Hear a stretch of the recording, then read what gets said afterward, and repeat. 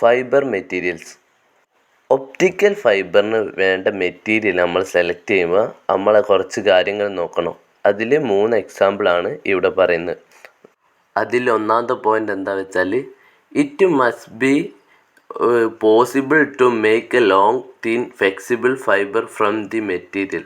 ആ മെറ്റീരിയൽ ഉപയോഗിച്ചിട്ട് ലോങ് ആയി തിന്നായി ഫ്ലെക്സിബിളും ആയ ഫൈബർ നിർമ്മിക്കാൻ പറ്റണം. രണ്ടാമത്തെ പോയിന്റ് എന്താ വെച്ചാൽ, the material must be transparent at a particular optical wavelength in order for the fibre to guide light efficiently. മൂന്നാമത്തെ പോയിന്റ് എന്താ വെച്ചാൽ, physically compatible materials that have slightly different refractive indices for the core and cladding must be available. ഈ 3 റിക്വയർമെൻറ്റും സ്റ്റാറ്റിഫൈ ചെയ്യുന്ന materials എന്ന് പറയുന്നത് ഗ്ലാസസോ അല്ലെ പ്ലാസ്റ്റിക്കോ ആയിരിക്കും. പിന്നെ എന്താ ഇതിൽ പറയുന്നത് വെച്ചാൽ, മെജോറിറ്റി ഫൈബേഴ്സ് ഉണ്ടാക്കിയത് സിലിക്ക ഓർ സിലിക്കേറ്റ് കൊണ്ടാണ്. The variety of available glass fibre ranges from moderate loss fibers with large cores used for short transmission distance to very transparent fibers employed in long haul applications. Plastic fibers are less widely used because of their substantially high attention than glass fiber.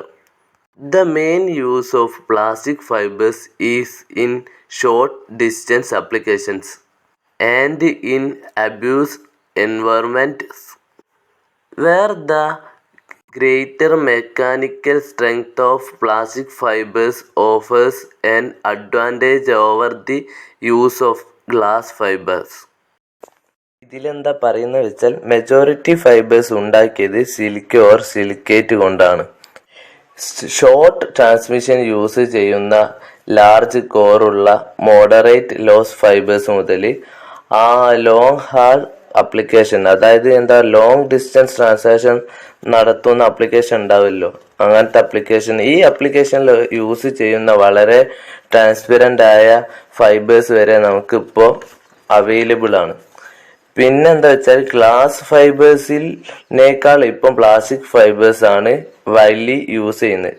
കാരണം എന്താ വെച്ചാൽ, plastic ഫൈബേഴ്സിന് high attention capacity ഉണ്ട്. തന്നെ എല്ലാവരും plastic ആണ് ഇപ്പോൾ ഭൂരിഭാഗവും use ചെയ്യുന്നത്, പ്ലാസ്റ്റിക് ഫൈബേഴ്സ് ആണ്. പിന്നെ പ്ലാസ്റ്റിക് ഫൈബേഴ്സ് യൂസ് ചെയ്യാൻ മെയിനായി യൂസ് ചെയ്യുന്നത് ഷോർട്ട് ഡിസ്റ്റൻസ് ആപ്ലിക്കേഷനിലാണ്. Glass optical fibers are constructed of tiny strands of glass that are bundled together inside an application. Specific sheathing like stainless steel for durability and high temperatures. They are attached to certain photoelectric sensors and guide light from the sensing head to the target.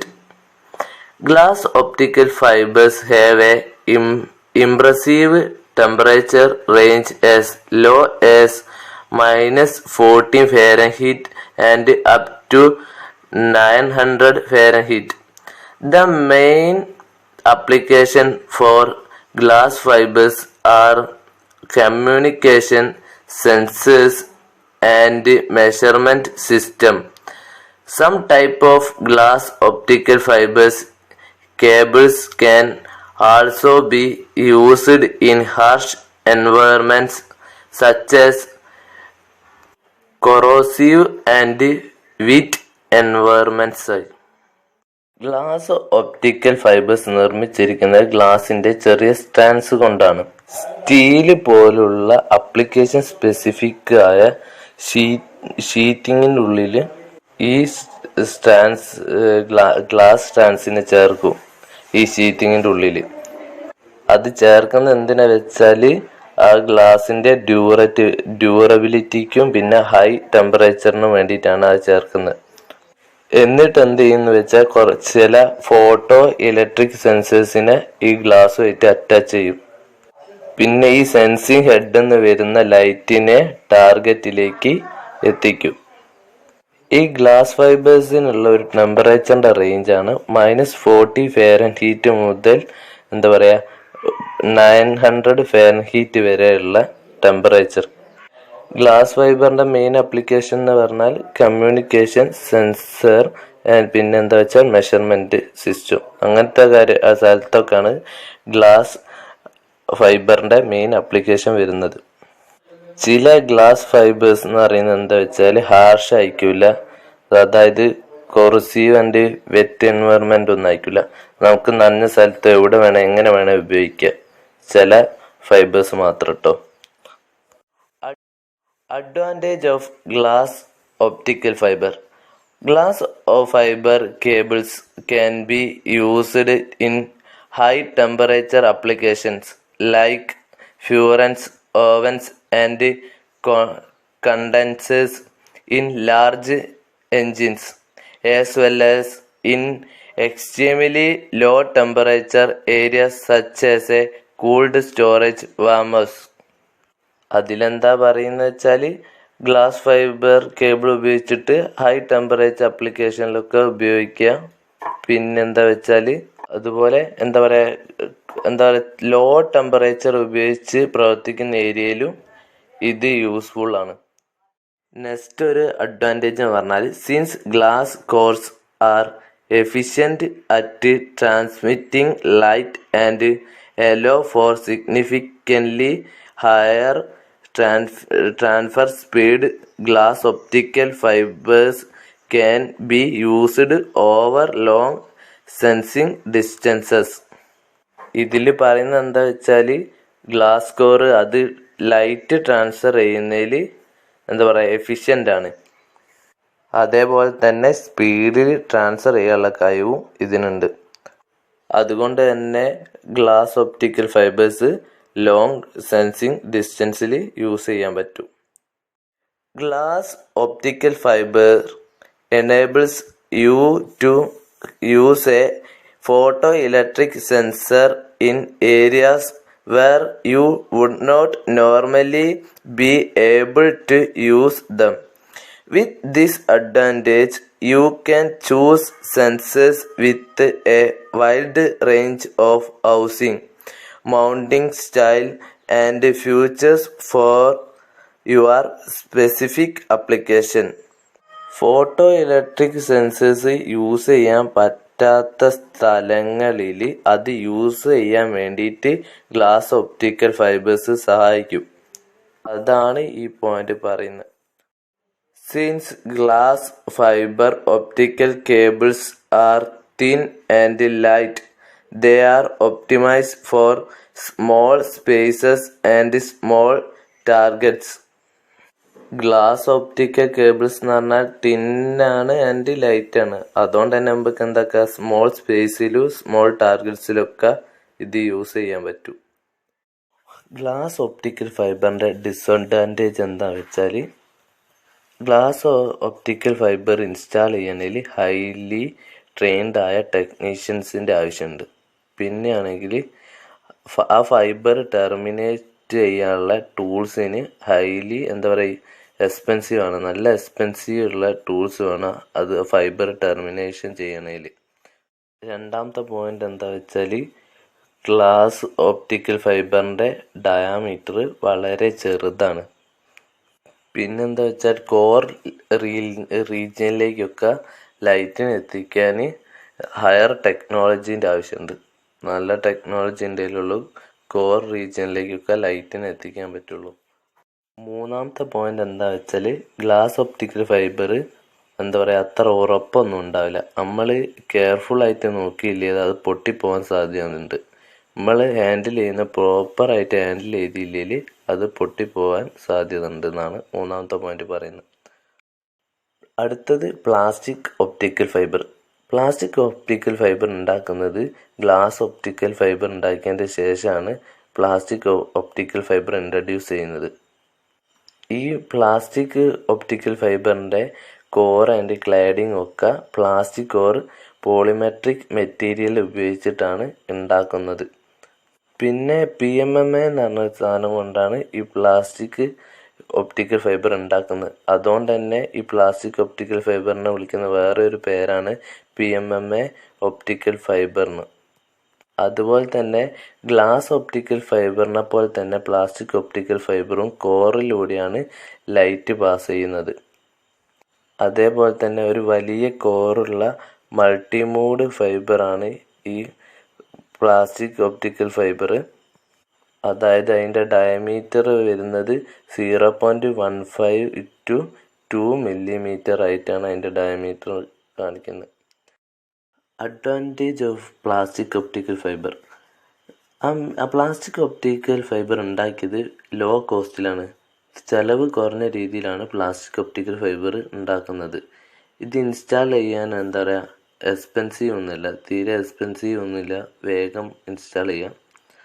പിന്നെ plastic optical fibre എന്ന് പറഞ്ഞാൽ flexible ആണ്, solid ആണ്. പിന്നെ bend ചെയ്യുമ്പോഴൊക്കെ എത്ര വേണേൽ bend ചെയ്താലും അത്ര പെട്ടെന്ന് പൊട്ടിപ്പോകുന്നില്ല. പിന്നെ നമ്മൾ നേരത്തെ പറഞ്ഞ ഗ്ലാസ് ഒപ്റ്റിക്കൽ ഫൈബർ എന്താ പറയുക, ഇൻസ്റ്റാൾ ചെയ്യണതിൽ ട്രെയിനിങ് കിട്ടിയ ഒരാൾ വേണമെന്ന് പറഞ്ഞു. പക്ഷേ ഈ പ്ലാസ്റ്റിക് ഒപ്റ്റിക്കൽ ഫൈബർ ഇൻസ്റ്റാൾ ചെയ്യാൻ ട്രെയിനിങ് കിട്ടിയ ഒരാൾ ആവശ്യമൊന്നുമില്ല. ഒരു വീട്ടിലുള്ള ഒരാളാണ്, ഒരു ട്രെയിനിങ് കിട്ടാത്ത ഒരാൾക്ക് ആരായാലും ഓൾക്ക് വരെ ഈ പ്ലാസ്റ്റിക് ഒപ്റ്റിക്കൽ ഫൈബർ ഇൻസ്റ്റാൾ ചെയ്യാൻ പറ്റും എന്നാണ് പറയുന്നത്. പിന്നെ പറയുന്നത് അതിൽ യൂസ് ചെയ്യുന്ന റെഡ് ലൈറ്റാണ്, റെഡ് ആൻഡ് ഗ്രീൻ ലൈറ്റാണ്. ഇത് പെട്ടെന്ന് കാണാൻ പറ്റും. പിന്നെ ആംലെസ് ആണ്. പിന്നെ എന്താ വെച്ചാൽ കുട്ടികളൊക്കെ ഉള്ള വീടാണെങ്കിലും ഇത് റിസ്ക് ഇല്ല, സേഫാണ് എല്ലാവർക്കും. ഇതിൻ്റെ ഡിസഡ്വാൻറ്റേജ് എന്താണെന്ന് വെച്ചാൽ പ്ലാസ്റ്റിക് ഒപ്റ്റിക്കൽ ഫൈബറിൻ്റെ attenuation and dispersion very high ആണ്, വളരെ കൂടുതലാണ്. അതുകൊണ്ട് തന്നെ ഇതൊരു ലിമിറ്റഡ് ടു ഷോർട്ട് ഡിസ്റ്റൻസ്, ഒരു ഷോർട്ട് ഡിസ്റ്റൻസിൽ ലിമിറ്റഡ് ആയി നിൽക്കുകയാണ്. അതുപോലെ തന്നെ പ്ലാസ്റ്റിക് ഒപ്റ്റിക്കൽ ഫൈബറിന് ഗ്ലാസ് ഒപ്റ്റിക്കൽ ഫൈബറിനെ പോലെ ഹൈ ടെമ്പറേച്ചർ നേരിടാൻ പറ്റില്ല. വേറെ ഒരു തരം ഒപ്റ്റിക്കൽ ഫൈബർ കൂടി ഉണ്ട്. അതായത് പ്ലാസ്റ്റിക് ഒപ്റ്റിക്കൽ ഫൈബറും ഗ്ലാസ് ഒപ്റ്റിക്കൽ ഫൈബർ അല്ലാണ്ട് വേറെ ഒരു ഒപ്റ്റിക്കൽ ഫൈബർ. ഇതിൻ്റെ പേരെന്താ വെച്ചാൽ പ്ലാസ്റ്റിക് ഗ്ലാഡ് സിലിക്ക ഫൈബർ അല്ലെങ്കിൽ ഹാർഡ് ഗ്ലാഡ് സിലിക്ക ഫൈബർ. ഇതിൻ്റെ അകത്ത് എന്താ വെച്ചാൽ ഗ്ലാസ് കോറും ഉണ്ട്, പിന്നെ പ്ലാസ്റ്റിക് ഗ്ലാഡിങ്ങും ഉണ്ട്. പക്ഷേ ഇതെന്താ വെച്ചാൽ പ്ലാസ്റ്റിക് ഒപ്റ്റിക്കലിൻ്റെ അത്രയൊന്നും ആരും യൂസ് ചെയ്യുന്നില്ല. ഗ്ലാസ് ഫൈബറിനെ വെച്ച് നോക്കുമ്പോൾ ഈ ഫൈബറിൻ്റെ ഒപ്റ്റിക്കൽ ഫൈബറിന് കുറച്ച് കുഴപ്പങ്ങളുണ്ട്, കുറച്ച് സവിശേഷത ഉണ്ട്. ഇതിൻ്റെ അകത്ത് ഹയർ ലോസും വരുന്നുണ്ട്, പിന്നെ ലോവർ ബാൻഡ്വിഡ്ത്തും ആണ്. ഇതിൻ്റെ മെയിൻ അഡ്വാൻറ്റേജ് എന്താ വെച്ചാൽ ഇതിൻ്റെ അകത്തുള്ള ആപ്ലിക്കേഷൻ എന്താ വെച്ചാൽ ഇൻഡസ്ട്രിയലും പിന്നെ മെഡിക്കലിലൊക്കെ യൂസ് ചെയ്യാൻ പറ്റിയ വലിയ കോറാണ് ഇതിനുള്ളത്. അതായത് 200 to 300 മൈക്രോമീറ്റർ വരെ ഉണ്ട് ഇതിൻ്റെ കോറ്. വിട്ടുപോയ ഒരു ചെറിയ പോർഷനാണ് active glass fibre. Active glass fibre എന്ന് പറഞ്ഞാൽ ആറ്റോമിക് നമ്പർ 57 to 71 ഇടയിൽ റെയറായ എലമെൻസിനെ ഒരു പ്രവർത്തനരഹിതമായ ഒരു ഗ്ലാസ് ആയിട്ട് ഇൻകോർപ്പറേറ്റിംഗ് ചെയ്യുമ്പോൾ അല്ല കൂട്ടിച്ചേർക്കുമ്പോൾ ഒരു പുതിയ മെറ്റീരിയൽ ഉണ്ടാവും. ഈ പുതിയ മെറ്റീരിയലിന് new optical and magnetic properties ഉണ്ടാവും. ഈ മെറ്റീരിയലിലൂടെ ലൈറ്റ് കടത്തി വരുമ്പോൾ ഈ പുതിയ മെറ്റീരിയലിൻ്റെ പ്രോപ്പർട്ടീസ് അതിൻ്റെ ആംപ്ലിഫിക്കേഷനും അറ്റൻവേഷനും റിട്ടാർഡേഷനും ഹെൽപ്പ് ചെയ്യും. പിന്നെന്താ വെച്ചാൽ doping can be carried out for silica, tellurite and halide glasses. Erbium and neodymium ഈ രണ്ട് മെറ്റീരിയലാണ് ഫൈബർ ലേസസിന് കോമൺലി യൂസ് ചെയ്യുന്ന മെറ്റീരിയൽസ്. ക്ലസ്റ്ററിംഗ് എഫക്റ്റ് കുറയ്ക്കാൻ വേണ്ടിയിട്ട് റെയർ എർത്ത് എലമെൻസിലെ അയോണിക് കോൺസെൻട്രേഷൻ കുറവാണെന്നാണ് പറയുന്നത്. ഈ മെറ്റീരിയലിൻ്റെ അബ്സോർപ്ഷനും ഫ്ലൂറസെൻറ്റ് സ്പെക്ട്രയുടെയും എക്സാമിനേഷൻ ചെയ്യുന്നതിലൂടെ റെയർ എർത്ത് എലമെൻസിൻ്റെ ഇലക്ട്രോൺസിനെ ഹൈ എനർജി ലെവലിലേക്ക് എക്സ്റ്റേറ്റ് ചെയ്യിപ്പിക്കാൻ ചെയ്യാൻ വേണ്ടിയിട്ട് അബ്സ്ട്രോഷൻ വേവ് ലെങ്ത് എക്സിസ്റ്റ് ചെയ്യുന്ന എമിറ്റ് ചെയ്യുന്ന ഒപ്റ്റിക്കൽ സോഴ്സ് യൂസ് ചെയ്യാം. എക്സൈറ്റഡ് ഇലക്ട്രോണിൻ്റെ എനർജി ലെവൽ കുറയ്ക്കാൻ വേണ്ടിയിട്ട് ഈ ഇലക്ട്രോണിനെ ഒരു ഫോട്ടോൺ കൊണ്ട് സ്റ്റിമുലേറ്റ് ചെയ്യിപ്പിക്കും. They emit light in a narrow optical spectrum at fluorescent wavelength. Fluorescent വേവ് ലെങ്ത്തിൽ നാരോ ഒപ്റ്റിക്കൽ സ്പെക്ട്രത്തിൽ ലൈറ്റ് എമിറ്റ് ചെയ്യും എന്നാണ് പറയുന്നത്.